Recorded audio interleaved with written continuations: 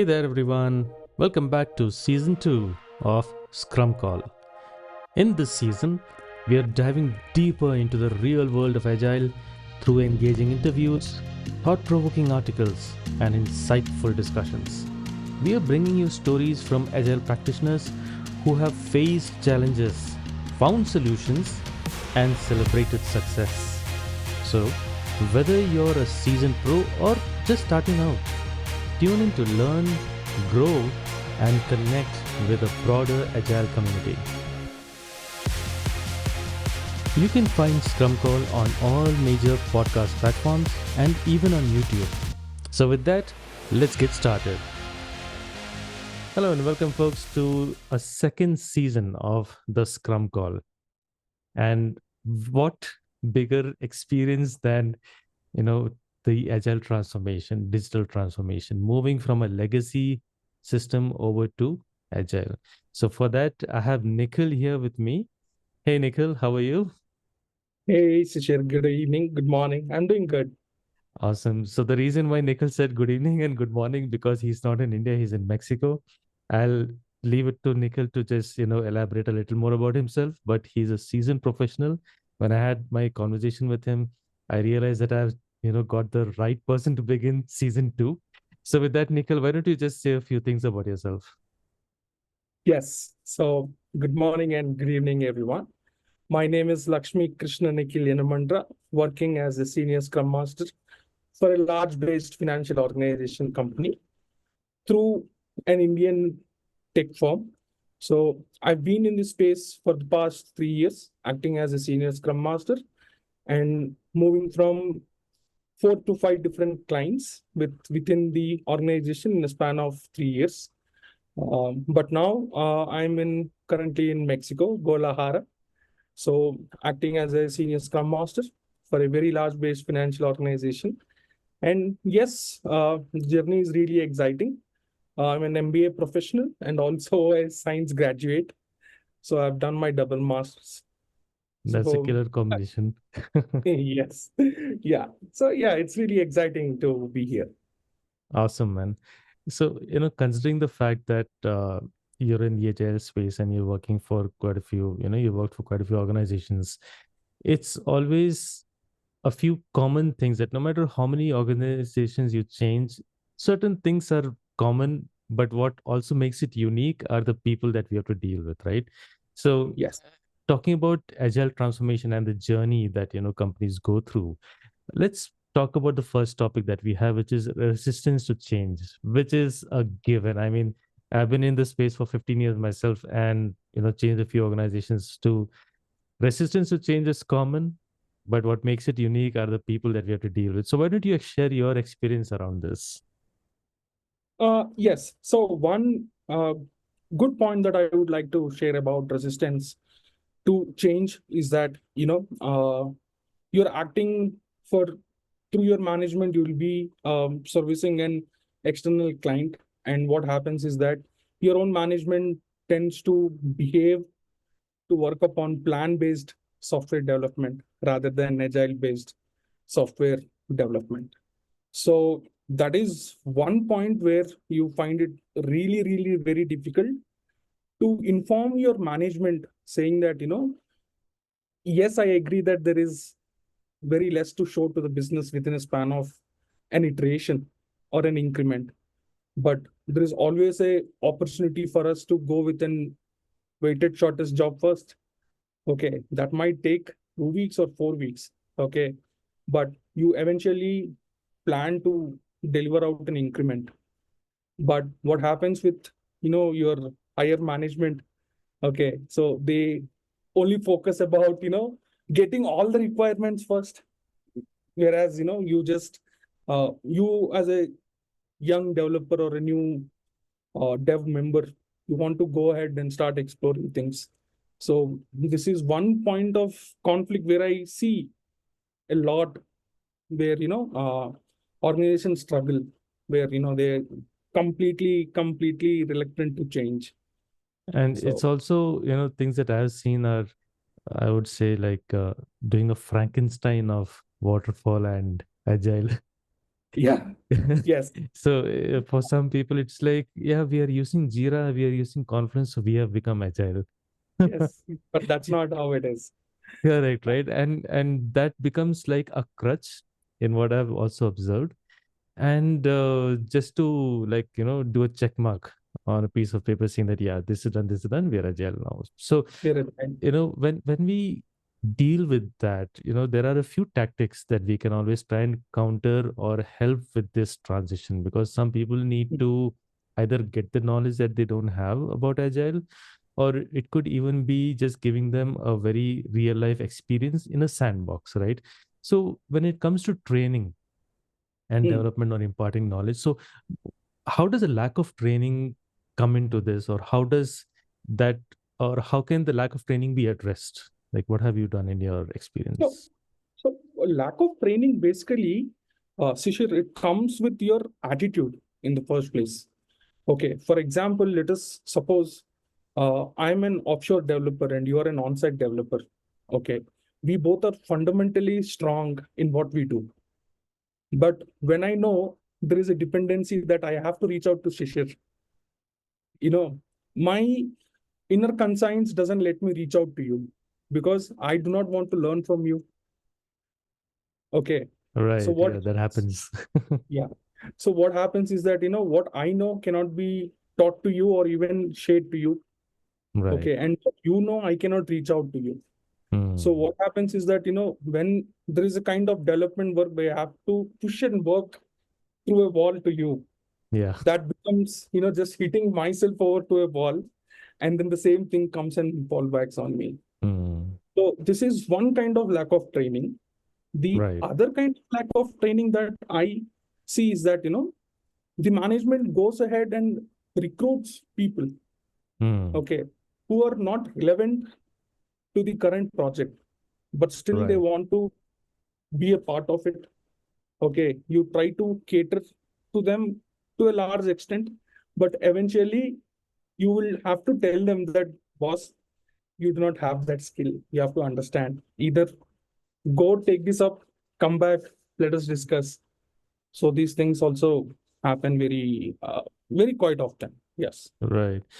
So, if I were to just also bring in a point of agile coaches, right, who sometimes are hired to smoothen this flow. So, in your experience, how have the agile coaches been able to play a pivotal or transformatory role in this? So one thing that I do in my work is that I identify anti-patterns. Okay. Right. So Yeah. you being a scrum master is not just addressing your project management skills or uh, just ensuring that the team is delivering an increment. What I Hmm. go ahead and see is that I identify some kind of patterns that are there in the teams, and I Right. pick up those patterns and then start telling them, see, you are Hmm. doing like this leads to this. If you do not do Right. this will lead to a different approach. So Understood. you have to catch hold of those points, minute points, which is, again, let me tell you, you have to have respect for people while you're Yeah. getting out this points, and then let them know, not in an Soft authoritative. skills. Yeah. Got it. The soft That skills is way a there is. big, Yeah. player in this entire thing. And that's where I think where I was trying to bring in the point that, while the issues or challenges might be common, the uniqueness is the people that we deal with. And unless we are strong on soft skills, it becomes You. an uphill battle, right? Yes. Yes. Cool, man. Absolutely. So now you also mentioned about management support and leadership support. So Yes. that even in my experience, I agree that's a big thing, because many times it happens that a scrum master might be a new addition to the team, right? Mhm. Either moving in from laterally from the organization or hired from outside, but still kind of Yes. like an outsider to the team in more often than not. So the team typically thinks, okay, if the management says like this is what I will do. And what the scrum master says, sometimes, even if the management tends to disagree, then the team sides with the management at times, right? So that's what challenge that I have Yeah. also observed. So what's your take on, the whole point of lacking management support? So how have you dealt with that? Okay, I have seen two different kinds of issues over here. One is that, your team is completely with the management.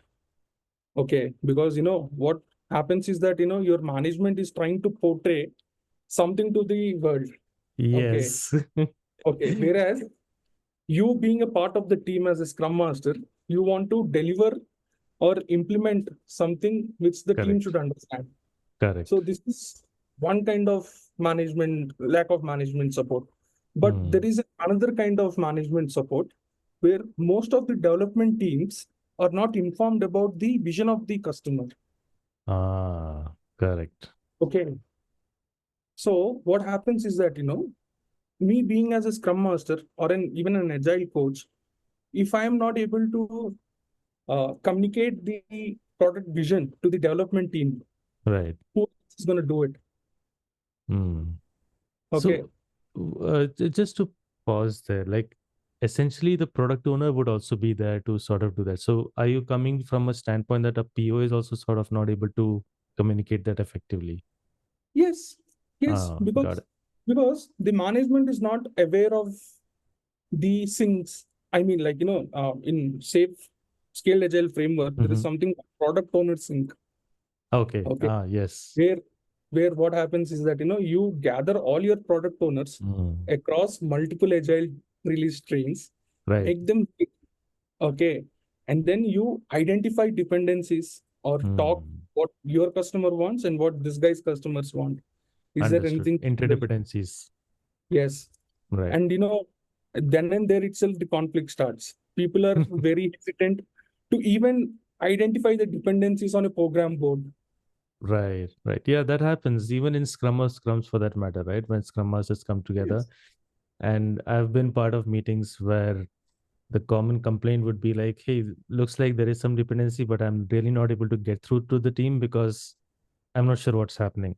And I've heard absurd reasonings like, hey, maybe it's a confidentiality or an NDA that they have signed or something like that. So I don't know. I mean, we are working for the same organization, man. We are trying to achieve the same damn thing. So why is an NDA coming between?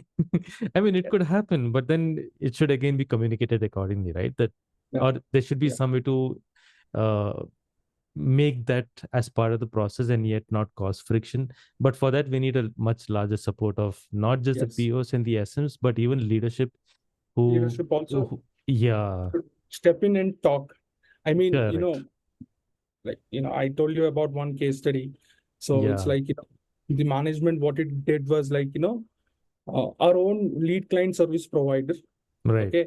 So what does he do is that, he's a big level director, but he understood that he had to come out of his own hierarchical structure and right. sit the team as a member.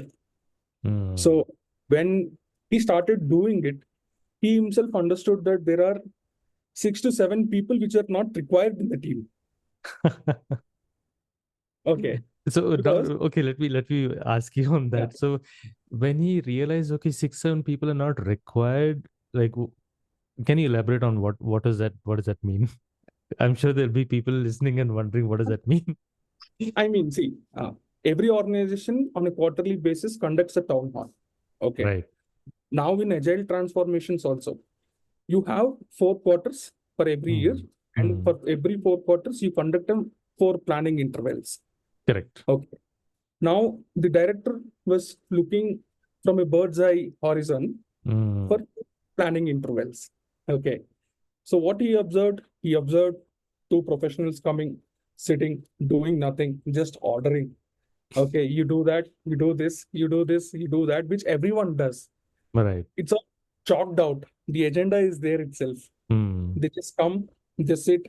They do not contribute technically or Mm. functionally. Mm. They just sit, eat, okay, Give pretend, orders and go. yes, pretend for the next 13 weeks or for the next 6 iterations, saying Mm. that I am handling the team. Ah, Okay. got it. But when it comes to your system demos or anything, you only show a minimal amount of work, which is not acceptable. Mm. Okay. So what happens? The director saw two conflicts within the team. A bunch of young development team who wants to pick up work very quickly Right. and start throwing things to the customer for their getting quicker feedback. Correct. And Yeah. you had a set of management team saying that no, we will take one entire PI only to gather requirements.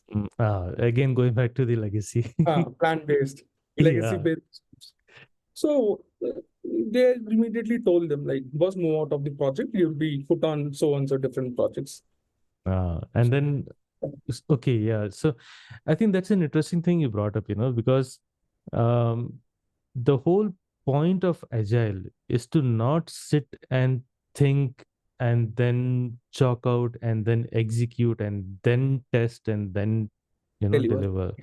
It's about let me put it this way. It's like execution at the speed of thought, right? Yes, As you're absolutely. thinking, you're also drawing and correcting it. And by the time you're done with that process, you have something which is potentially good enough to go out there, right? Satisfy the customer with lot of changes done Exactly. already. And the Yeah. customer has to be part of the discussion, Yes. right? Yes. Many times people think that, oh, until UAT doesn't happen, I really can't get the customer involved. No. Yes. But the point is that why is the customer at a one arm distance?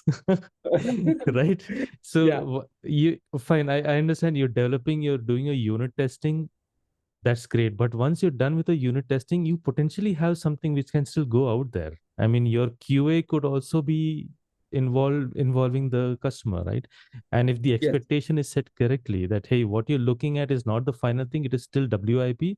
But if you look at it early on, you can give your inputs, which could still Feedback. give a yeah, which would still give Yeah. a much finished product, right? And somehow, for some reason, people just don't get that. Yeah. They always want the customers in the gray area. Yes, yes. So that's a challenge, Many Yeah. times, even getting a customer in a stand-up call becomes a Headache. difficult point because it's like, Yeah. why is this customer required? Yeah, and usually it is difficult to say, or maybe difficult for people to understand this, but may not be that they have to be part of the daily stand-up or the scrum call on a daily basis, but maybe once in a while we can bring them in, or it could be a Yeah. show and tell kind of a deal, right? If you have a 2 week sprint, have a show and tell at the end of the day, like your sprint retrospective, in fact, could include a show and tell, right? Cool, man. So Absolutely. that is some interesting conversation and some good case study that you brought up, because again, having the right kind of people is just as important for the Yeah. entire journey, right? So Yes. before we close, Nikhil, I want to ask you one simple thing. What do you think Agile is all about, if you were to put it in one or two sentences? Uh, I I'll tell you both in a good way and a bad way, but let me Go start for it it. off with my own understanding and my own experience. Agile always becomes fragile after a Ah, given period of time. Okay, because you have to have that capacity to ensure your teams are occupied with multiple mm, meetings. They're informed. You do not waste time. You should also ensure that your stack of development that has to be completed also has to be taken care. So as a coach, I will focus more on my development team. mm, Are they doing well? Are they burning out themselves?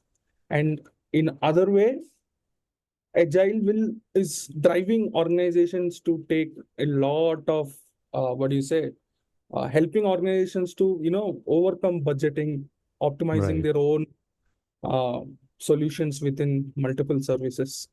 So yeah, agile is going to stay for a quite long period of time. Got it. So here's how I look at Agile. In my Hmm. understanding, Agile is plain common sense. Yeah. That's how I look at it. Yes. Because, and the reason why I say that way is because if you look at whether it is Scrum or it is Kanban or extreme programming, whatever framework you take about this methodology, it just boils down to one very simple thing, that why am I wasting time waiting for something to happen? Let's just do it, right? Yeah. Let's just do it right now. I remember one of the trainers that I was part of and doing my CSM and CSPO courses. He said, if your customer is having an idea and you want to visualize it, what are you going to do?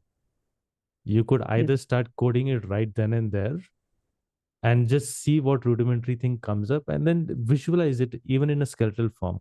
Or you would take a pen and paper and sort of draw a quick screen and kind of see how that flow works. What are you doing? You're essentially developing. And by the end of it, whatever you have on the piece of paper or on your screen, it may not be the finished product, but at least you have something to work off of that you can Yes. actually tangibly look at. And that is the power Sure. of Agile, Yeah. right? So that's why I think Agile is common sense, just Yeah. that there is a method to the madness, and that's what people need to get. Yes. Cool. So, Nikhil, Fantastic. I really thank you for your time, man. I mean, our Yes. time zones are different, me being in India and you No, being in no. Mexico, but then it was great to sync up, and sort of show up for this. And maybe in the coming few weeks or months, whenever we have a follow-up or something, or if there's some Mhm. topic that's in your mind that you want to talk about, hit me up and we'll get on another recording. Oh, sure. And to all our viewers and listeners, if there is any other topic that you would also want to know more about, write to me and I would love to have a feature done on that. So with that, folks, we come to an end to the Scrum Call. There are no impediments, and I wish you all the very best. Take care, guys. Thank you. Thank you very much, Shishir. Alrighty, guys, that's all we had for today. And I thank you for joining us for yet another episode. We hope you learned something valuable and it ignited your passion for Agile. We truly appreciate your time. And if you enjoyed this episode, please consider the opportunity to join this fledgling community by becoming a subscriber and helping to spread the knowledge by liking and sharing this episode among your circles and even your Agile teams. Finally, to make it worth your time with us, I want you to know that your interaction is what keeps Scrum Call relevant and exciting. Leave us a comment or drop an email at scrumcall.feb17@gmail.com. That is scrumcall.f for father, E for egg, B for baby, and the numbers 17. scrumcall.feb17@gmail.com. Share your thoughts, your suggestions, or simply tell us what is it that you would like us to cover in future episodes. Until next time, remember, Agile is common sense in practice.